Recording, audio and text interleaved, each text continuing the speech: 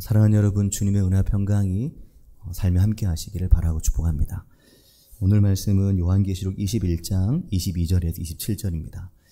요즘 날씨가 매우 덥죠.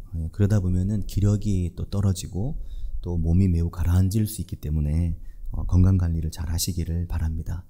그런데 사랑하는 여러분, 사람들이 인생길을 산보다는 광야, 그 중에서도 모래사막에 많이 비유합니다.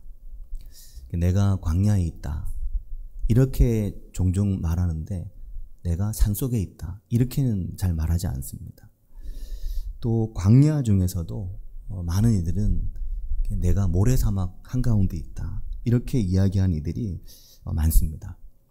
왜 사람들은 산보다 모래사막을, 그 광야를 많이 비유하는지 아십니까? 생각해보면 이유가 있을 것 같습니다. 산은 어쨌든지 정상이라고 하는 목표가 분명하고 방향도 분명하고 무엇보다 확실한 건 요즘에 등산로가 너무 잘 돼 있죠. 그래서 또 지도도 있습니다. 등산로만 잘 따라가고 지도만 잘 보고 가면 보통 산은 그냥 이렇게 조금 힘들 뿐이지 모든 게 확실합니다.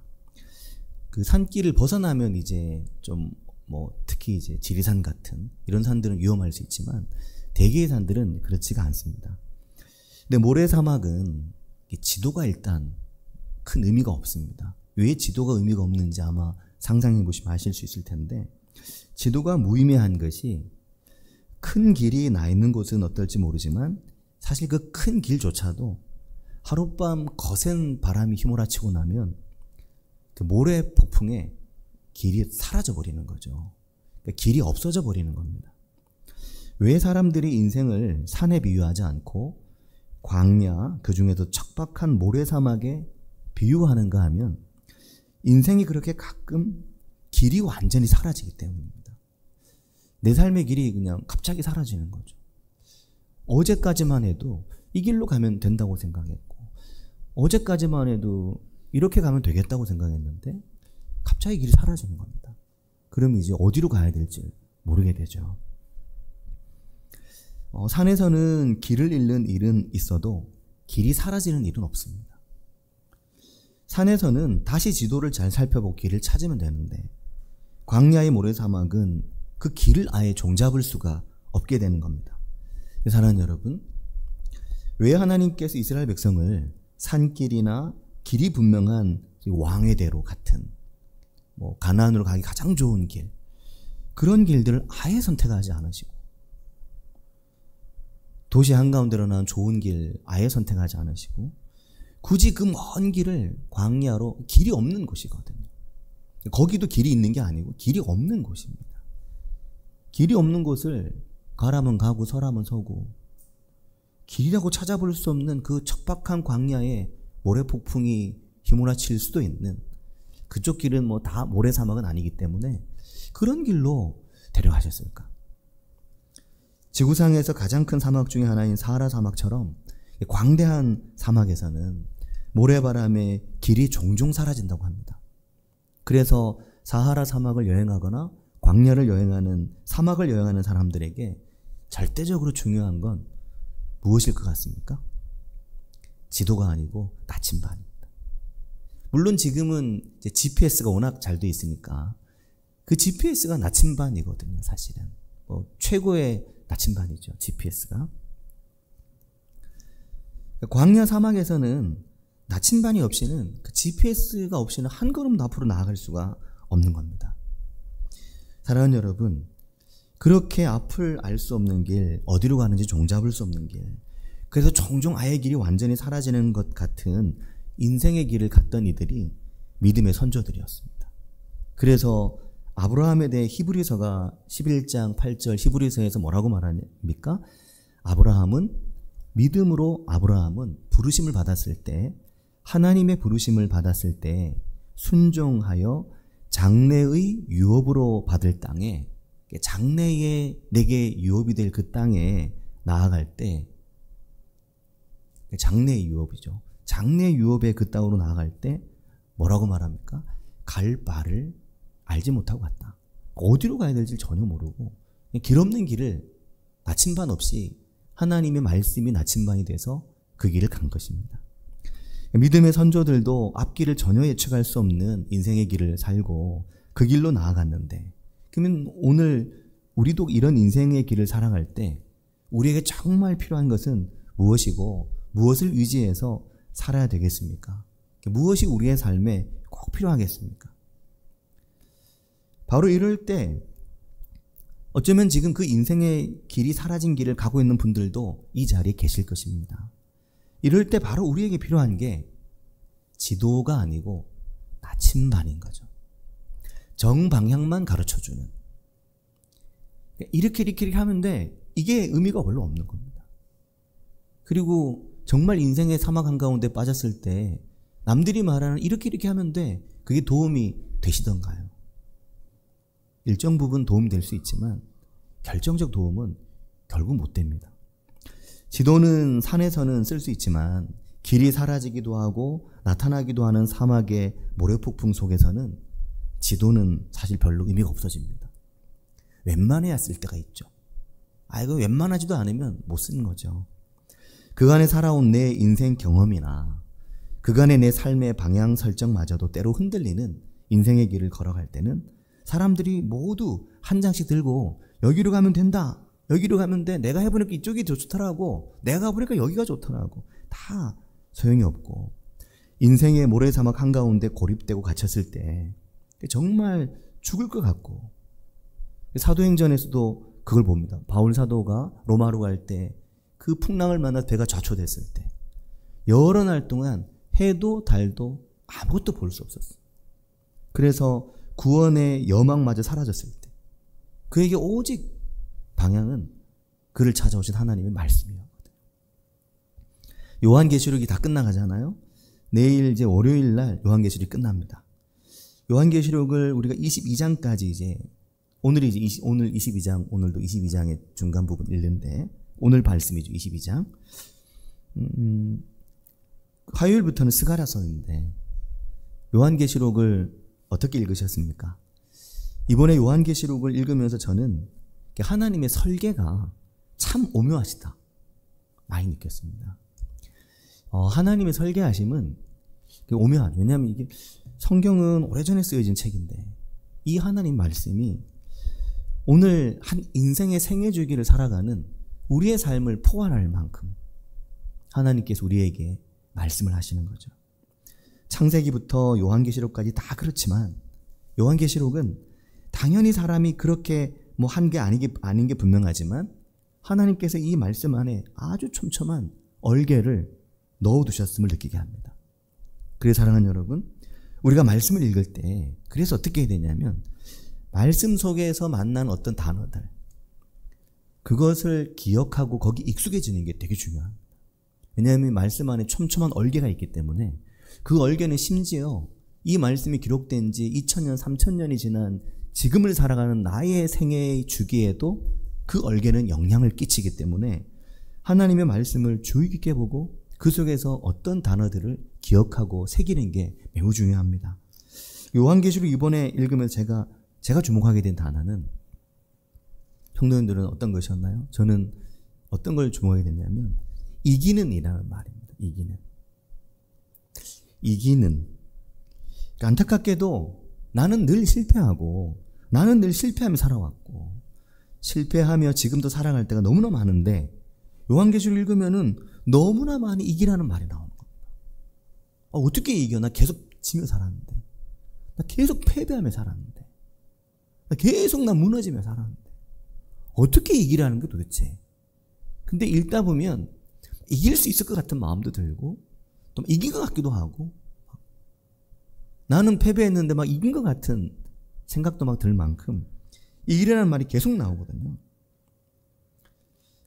너무나 이기라 이기는 자 그러다 보니까 이게 부담이 되기보다 어느 순간 이제 어떻게 다가오냐면 이기라고 말씀하시는구나, 이길 수 있다고 하시는구나.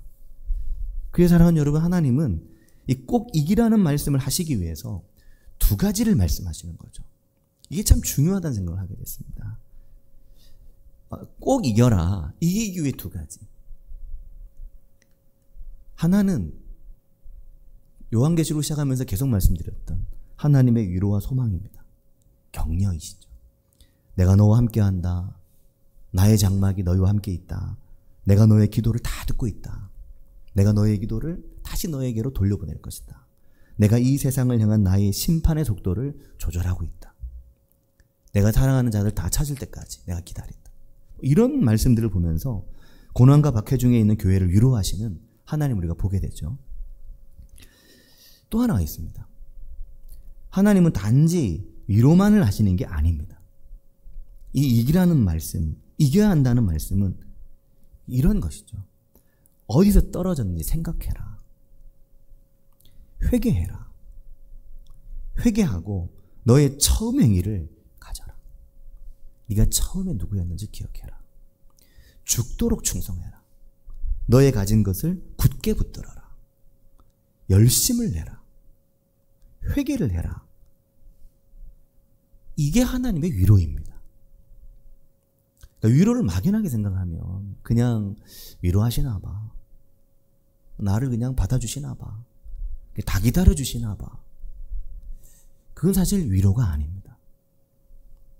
어쩌면 불완전한 인생을 살고 유한한 인생을 살아가는 인간에게는 방치에 가깝죠. 요한계시록의 참된 위로, 요한계시록의 참된 위로의 언어는 어디서 떨어졌는지 생각해야지. 회개해야지. 열심을 내야지. 처음 행위 가져야지. 죽도록 충성해야지. 네가 가진 거 작더라도 굳게 붙들어야지. 이겁니다. 그래서 요한계시록은 앞부분에 2장에서 3장까지 소아시아 7개 교회가 나오잖아요. 7개 교회에 이기라는 말이 몇 번 나올까요? 7개 교회에 다 이기라는 말이 있을까요? 아니면 그 중에 5개 교회만 있을까요? 7개 교회 다 있을까요? 갑자기 질문하기 모르시겠죠? 저도 모릅니다. 그래서 찾아봤죠. 7개 교회에 다 한 번씩 이기라는 말이 나옵니다. 그게 새로웠습니다. 요한계시록에 이기는 자와 이기는 그에게는 이기는 자는 이기고 이런 표현들이 10몇 번 나옵니다. 근데 그 중에 요한계시록의 이 소아시아 7교회에 하나하나 교회마다 다 이긴다는 말이 나와요. 그 중에 한 교회는 이기는 자는 이기고 이렇게 2번 나오는 데도 있지만 이게 계속 나오죠. 그리고 말씀하시기를 내가 만물을 새롭게 하니 내가 생명수 샘물을 목마른 자에게 값없이 주리니 21장에 오면 21장 7절에 다시 이기라. 그 앞에도 물론 중간중간 나옵니다. 근데 다양한 표현으로 이기라고 격려하고 말씀하시는데 결정적으로 21장 7절에 이번 주가 아니었죠. 뭐라고 말하냐면 이기는 자는 이것들을 상속으로 받으리라. 그렇게 말씀합니다. 그러니까 지는 자에게 주겠다는 게 아닙니다. 위로하고 소망을 주지만 위로하고 소망 속에 패배하고 위로하고 소망 속에 다시 절망하고 위로하고 소망 속에 져버리면 이러한 것을 상속으로 주겠다는 게 아닙니다. 이기는 자는 이것들을 상속으로 받으리라. 나는 그의 하나님이 되고 그는 내 아들이 되리라. 이기라는 거죠. 지지 말고. 이길 수 있다는 겁니다. 부끄러워하지 말고. 못한다고 생각하지 말고. 할 수 없다고 생각하지 말고. 이기는 자는 이것들을 상속으로 받으리라. 그리고 만일 그렇지 않으면 이기지 않으면 지는 거죠. 이기지 않으면 뭐라고 말씀하냐면 너희가 둘째 사망을 피할 수 없을 것이다 라고 말합니다. 이기라는 굉장히 강한 권면과 위로죠. 꼭 이기자. 그렇지 않으면 둘째 사망을 피할 수 없을 것이다. 둘째 사망이라는 용어를 요한계시록 20장, 21장을 통해 이번 주간 새벽 말씀을 통해 다 말씀드렸는데 잘 이해하는 게 되게 중요합니다. 이 협박이 아니거든요. 둘째 사망, 뭐 2번이나 죽이나 이런 게 아닙니다. 전혀 그게 아니고요. 둘째 사망은 둘째 부활 이후에 하나님의 크고 흰 보좌 앞에서 받을 심판입니다. 그렇게 요한계시록의 계시적 언어로 묵시적 언어로 말씀하죠. 요한계시록의 마지막 부분이 20장과 21장에도 집중적으로 말씀하시는데 너희가 첫째 부활에 참여하지 못한다면 첫째 부활을 그냥 넘겨버린다면 둘째 부활을 통해서 하나님의 심판대 앞에 서게 될 것이다. 그게 둘째 사망과 연결되는데, 둘째 사망 앞에 설 수 있는데 그때는 그 생명책을 따라 너희의 행위를 따라 심판을 받으리라는 것입니다. 사랑하는 여러분, 하나님의 말씀을 통해서 창세기부터 요한계시록까지 말씀을 통해 하나님 우리에게 한없는 사랑을 보여주시고 끝없는 사랑으로 빛을 보여주시고 위로하시고 우리의 눈을 밝히시고 길과 방향을 보여주시고 우리의 나침반으로 계속 우리를 인도하시잖아요. 큰 빛을 보게 하시고 용납하시고 수용하시고 받아주시고 하나님의 마지막 심판에 대해 그러나 분명하게 말씀하시는 거죠. 심판이 없는 무조건적인 위로를 말씀하시는 게 결코 아닌 것입니다. 내가 내 마음대로 해도 되는 게 아닌 것입니다. 내가 내 하고 싶은 대로 해도 되는 게 아닌 것입니다. 그 위로와 소망과 하나님의 심판, 어울릴 수 없을 것만 같은 소망과 심판, 하나님의 사랑과 자비와 긍휼과 그리고 하나님의 공의, 정의, 이걸 너무나 놀랍게 조화시켜둔 말씀이 요한계시록인 거죠. 그래서 요한계시록은 20장 6절에 이렇게 말합니다. 이 첫째 부활에 참여하는 자들은 복이 있고 거룩하도다. 둘째 사망이 그들을 다스리는 권세가 없고 둘째 사망 영향이 아래 있지 않다고 말하는 거죠. 그러니까 그럼 막 살아도 돼 이런 말이 전혀 아닙니다. 생명책에 이름 없어도 돼? 전혀 그런 말 아닙니다. 도리어 그들이 하나님과 그리스도의 제사장이 되어 1000년 동안 그리스도와 더불어 왕노릇하리라. 우리가 익히 듣고 어깨너머로 듣는 그 천년왕국, 그게 이 말이죠. 사랑하는 여러분, 베드로전서 2장 9절에 나오는 그러나 너희는 택하신 족속이요 왕같은 제사장이요 거룩한 나라요 그의 소유된 백성이니 말씀하시는 우리가 우리 스스로를 하나님 앞에 제사장이라고 생각하는 것, 이것에 대해서 일정 부분 제동이 걸린 거죠. 20장 6절 요한계시록은 누가 그리스도와 함께 1000년 동안 그리스도의 제사장이 되어 그 하나님의 나라를 다스리며 함께 할 건가? 첫째 부활에 참여한 자들이라는 겁니다. 그래서 베드로전서 2장 9절 그 중간 뒤에 보면 이는 너희를 어두운 데서 불러내어 그의 기이한 빛에 들어가게 하신 이의 아름다운 덕을 선포하게 하려. 그 아름다운 덕을 선포하며 그 아름다운 나라를 선포하며 그 아름다운 나라를 거룩한 그 하나님의 나라를 살아가는 바로 그들. 죽기까지 순종하며 복종하며 그리스도와 더불어 이 땅 가운데 이루어질 하나님의 그 나라를 위해 살아간 그 하나님의 신실한 믿음의 자녀들, 그들을 위해 이 첫째 부활이 있는 겁니다. 그러면 첫째 사망은 뭐지? 그건 그 앞부분을 또 읽어봐야 우리가 이해할 수 있습니다. 자, 그럼 누구에게 이 말씀이 해당되겠습니까? 이 말씀이 누구를 위한 것입니까? 그리스도의 십자가 보혈을 의지해서 이제 월요일 새벽 말씀인 요한계시록 22장 14절에 가면 그 말씀이 나오는데 이렇게 말하거든요. 14절 읽기 전에 그 12절에 보면 22장 12절에 보면 보라 내가 속히 오리니 내가 줄 상이 내게 있어 각 사람에게 뭐라고 말하냐면 그가 행한 대로 갚아주리라 그렇게 말합니다. 행위적인 구원을 말하는 게 결코 아닙니다.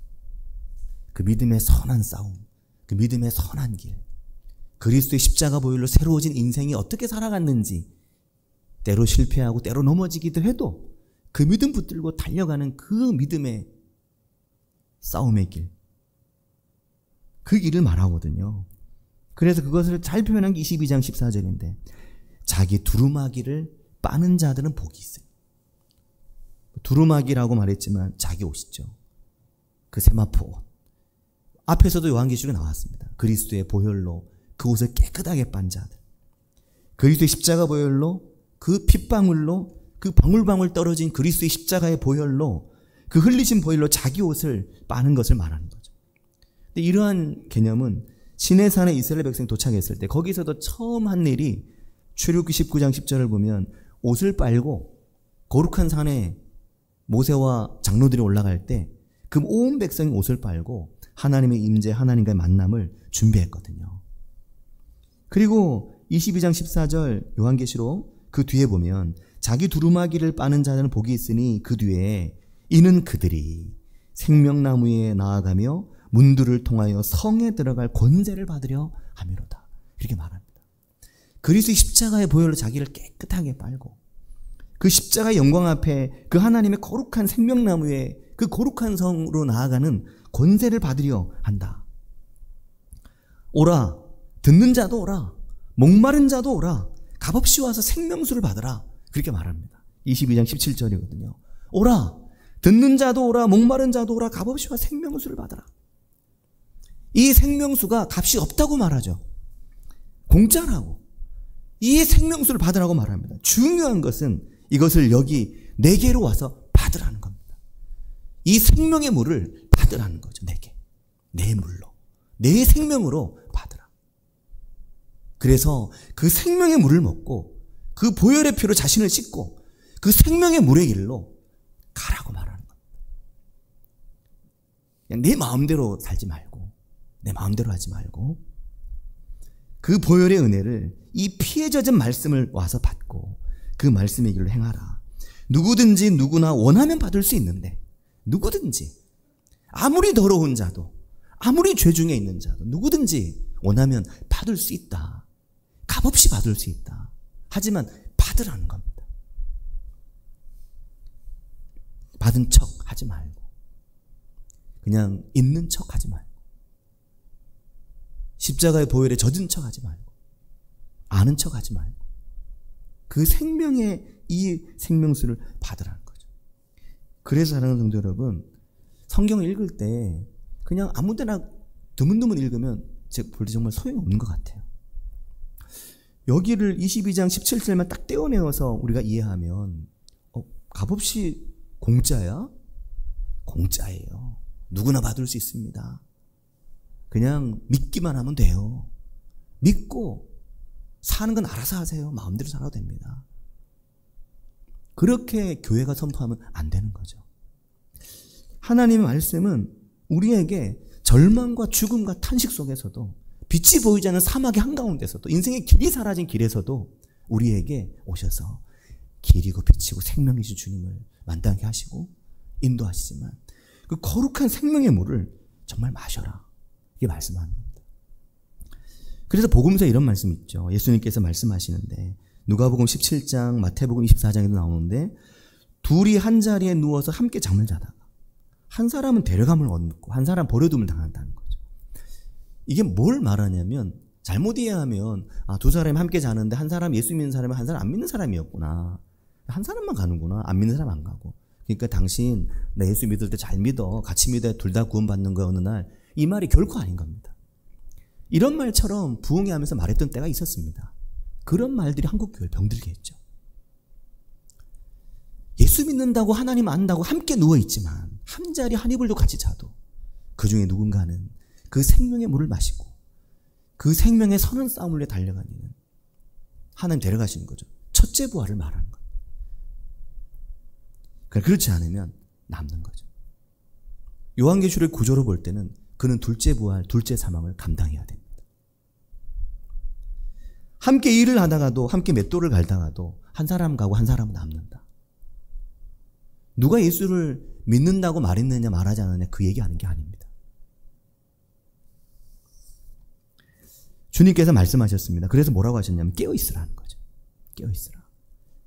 예수를 믿으면서도 잠자는 사람 정말 많고 예수를 믿으면서도 깊은 잠에 빠진 인생이 많습니다.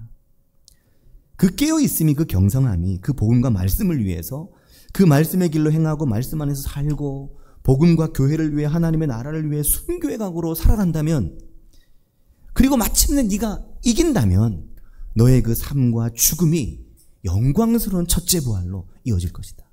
그 요한계시록의 말씀입니다. 이 첫째 부활에 대해서 지난 목요일부터 요한계시록 20장이 계속해서 말씀하는데 20장 4절에 보면 그게 어떤 거냐. 믿음으로 신앙으로 예수를 증언함과 하나님의 말씀 때문에 목배임을 당할 각오로 살아가는 것, 짐승과 그의 우상의 세상 권세에 굴복하여 그 아류로 살지 않는 것, 그 믿음으로 그 삶의 자리, 오늘의 교회와 하나님의 나라를 내 인생이 피투성이가 될 때까지 싸움에 지켜내는 것, 바로 그들을 위해 내가 준비한 나의 영원한 나라, 이게 하나님의 위로이신 거죠. 누구를 위로하는 거냐면 초대교회 안에 로마의 박해로 극심한 죽음과 고통 속에 하루하루를 버티며 살아가는 그 죽음 속에 내일을 알 수 없는 삶을 살아가는 그들을 하나님이 위로하시는 겁니다. 이게 그냥 다 누구나 다 위로가 되는 것이라기보단 때로 누구에겐 경고가 되고 경계가 되죠. 사랑하는 여러분, 이 말씀의 은혜가, 요한계시록의 이 은혜가 저와 여러분의 삶에 있기를 바랍니다. 때로 우리가 살면서 길을 잃을 수 있습니다. 때로 방향을 잃을 수 있습니다. 때로 모래사막 한가운데 갇힐 수 있습니다. 그러나 하나님의 말씀을 바라보며 우리의 영원한 빛 되시고 소망 되시는 주님을 바라보며 그 빛과 방향을 발견하시길 바랍니다. 그러면 고난도 내게 유익이 되죠. 그리고 그 길로 가십시오. 그 길에 서고 늦지 않게, 너무 늦지 않게 그 길로 가고, 그리고 하나님의 영광을 위해, 그 이름을 위해 교회의 기둥이 되고 흔들리지 않는, 그 안에서 이 하나님의 말씀을 붙들고 말씀의 거룩한 빛을 따라가며 빛 되신 그리스도, 생명 되신 그리스도, 그 찬란한 그리스도의 빛을 따라가며 믿음의 선한 싸움을 싸우시길 바랍니다. 그때 우리 앞에 하나님께서 새하늘과 새 땅을 열어 보이시고 하늘로부터 내려오는 거룩한 성 하나님의 세계를 우리에게 보여주십니다. 하나님께서 그 눈물에 눈의 눈물을 닦아주시죠. 요한계시록 21장 22절 이하, 우리가 오늘 주일 우리가 묵상할 매일 성경 진도의 말씀인데, 오늘 본문 말씀이 그 말씀인데, 사도 요한은 하늘로부터 내려온 그 거룩한 성 새 예루살렘에서 무엇을 못 보았습니까? 성전을 못 보았습니다. 성전이 없었습니다. 성전이 왜 없었냐면 더 이상 해와 달의 비침이 쓸데없다고 했습니다. 왜 해와 달의 비침이 쓸데없었는가 하면 22절 중간에 보면 주 하나님 곧 전능하신 이와 및 어린 양이 성전이셨다는 거죠. 그 나라는 성전이 있다 없다 이게 중요한 게 아니고 그게 묵시록을 읽는 방식입니다. 아, 하나님의 그 빛이 충만하구나. 그래서 저는 21장 24절이 깊이 다가왔습니다. 만국이 그 빛 가운데로 다니고, 요한계시록에서 꾸준히 나온 말이 사단이 만국을 미혹하는 거죠. 그 만국을 미혹된 만국을 하나님의 그 빛이 그 만국이 그 빛 가운데로 다니게 하신다 라고 말씀하시는 거죠. 사랑하는 여러분, 내 삶이 모래사막 같고 내 삶의 길이 보이지 않고 사라졌을 때, 그래서 막막하고 두려울 때 어떻게 살아야 되나, 그 두려움과 절망이 내게 있을 때 지도를 찾고 경험을 찾지 마시길 바랍니다. 나침반을 찾고, 요즘 말로 우리 인생의 참된 GPS 되시는 주님을 찾고 가장 크게 빛나는 그 주님을 바라보시길 바랍니다.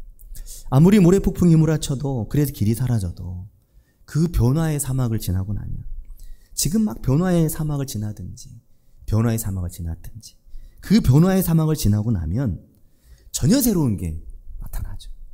그 새로운 게 어떤 건지 아무도 모릅니다. 그 변화의 사막을 우리가 지나면 전혀 새로운 것이 우리 앞에 나타날 것입니다. 그 사막 한가운데를 지나갈 때는 그래서 계속해서 앞으로 나아갈 수 있을지 두렵고 막막하고, 언제쯤 저쪽에 도착할 수 있을지, 언제쯤 나의 이 영이 끝날지 알 수 없지만, 그런 감각마저 잃어버릴 때 우리가 해야 할 일은 눈을 들어 하나님을 바라보는 것입니다. 그 은혜가 우리 가운데 있기를 바라고 축복합니다. 어제 교회 집사님 한 분이 밤에 문자를 보내오셨는데, 이런 문자를 보내오셨습니다.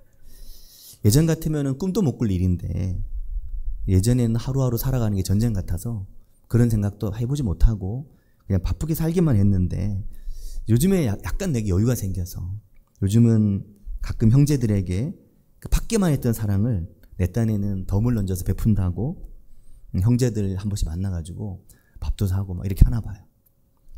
분명 내 지갑에서 카드가 나가고 적지 않은 금액을 긁게 되지만 기분은 막 터지기 직전 풍선 같다, 그렇게 얘기를 하죠. 내가 베풀 수 있게 되면 기분 좋고 하나님께 감사하다. 근데 아마 어제도 그러셨는지 오늘은 평소에 그 속마음을 얘기하지 않는 이제 형제 중에 한 분이 이제 본인에게 잘 참아냈다, 잘 견뎠다, 그렇게 한마디 하시더라고요. 하필 이제 나는 지금 요한계시록을 열심히 잘 읽고 있는 중인데 형제 중에 한 분이 잘 참아냈다, 그러니까 그 말이 너의 힘든 시간을 내가 다 안다. 이렇게 이야기하시는 하나님의 위로로 들린 거죠. 하나님께서도 그렇게 말씀해 주시는 것 같다. 잘 견디고 잘 버텼다. 그렇게 말씀해 주시는 것 같다. 그렇게 하나님께 느껴졌다라는 겁니다. 사랑하는 여러분, 오늘 우리가 인생에 어떤 길을 걸어가고 있든지, 어떤 사막의 모래바람 한가운데 지나고 있든지, 그 변화의 사막이 다 지나고 나면 전혀 새로운 것이 우리 앞에 있습니다. 그날을 바라보며, 주님을 바라보며 주의 말씀을 붙들고 나아가는 은혜가 우리 가운데 있길 바라고 축복합니다. 같이 기도하겠습니다.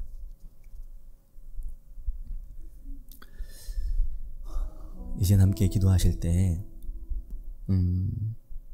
우리가 인생의 어떤 길 가운데 있든지, 어떤 길을 걷고 있든지, 하나님 이 길 가운데 우리와 함께 하시고 우리에게 참된 소망 주시고, 내 삶에 어떤 의미가 있을까, 내 삶이 어디로 갈까, 그런 두려움과 막막함이 우리 인생을 엄습하고 나는 틀렸나 봐 라고 생각할 때, 너 틀리지 않았어.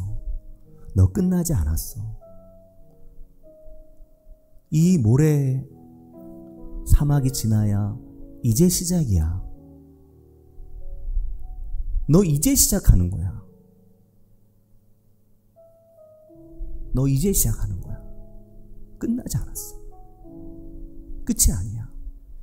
그렇게 말씀하시는 주님의 위로를 듣고 또 그 빛 대신 주님을 바라보며 견디고 승리하고 이기고 회개하고 돌이키고 새로워지고 그렇게 살아가는 내가 우리 삶에 있기를, 내 인생 가운데 있기를 같이 한 목소리로 기도하겠습니다.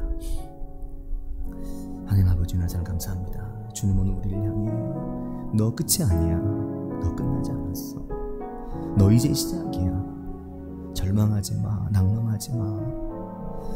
이 변화의 모래바람이 지나고 나면, 이 변화의 사막이 지나고 나면 정말 이제 너의 삶의 시작이야. 말씀하는 그 음성을 듣고 그 말씀을 들으며 변화의 사막을 건너갈 수 있는 저희들이 될 수 있도록 인도해 주시고, 인생의 사막 가운데서도 길을 잃지 않고 나아갈 수 있는 저희들이 될 수 있도록 도우시고 인도해 주시기를 주님 원합니다. 아버지, 역사해 주시옵소서. 주님 은혜 주시길 주님 원합니다. 아버지, 주님 얼마든지 이제 시작할 수 있음을, 얼마든지 이제 할 수 있음을, 주님 끝이 아님을 네가 깨닫고 네가 발견하고 회개하고 돌이키고 네가 교회를 더 근밀히 붙들게 마음 먹는다면 이제 시작이야 말씀하시고, 그 주님의 음성을 듣고 살아가는 저희들이 될 수 있게 도와주시고 인도해 주시기를 주님 원합니다. 아버지 역사해 주시옵소서. 주님 기도하시고 주님 은혜를 더하시고 부어주시기를 주님 원합니다. 아버지, 주님 역사해 주시옵소서. 주님 정하시고 주님 원합니다. 아버지 함께 해주시옵소서. 주님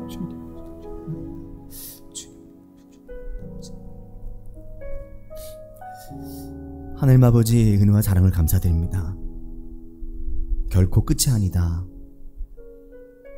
너의 인생을 절망이 엄습하고 너의 삶을 두려움과 죽음이 엄습해도 끝이 아니다.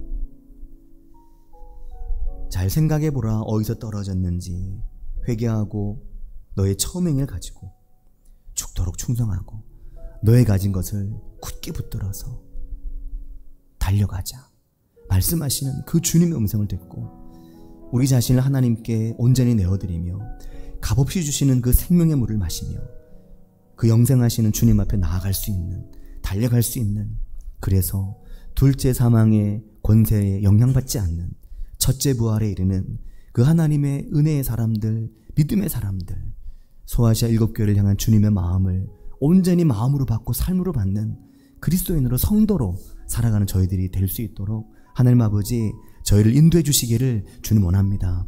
하나님 아버지, 오늘 우리의 삶에 말씀하신 하나님, 우리 인생 가운데 말씀하신 하나님, 내 삶의 자리를 향해 말씀하신 하나님, 끝이 아니야. 말씀하시는 그 음성 듣고 살아가는 저희들이 되게 하여 주시옵소서. 예수님의 이름으로 기도합니다. 아멘.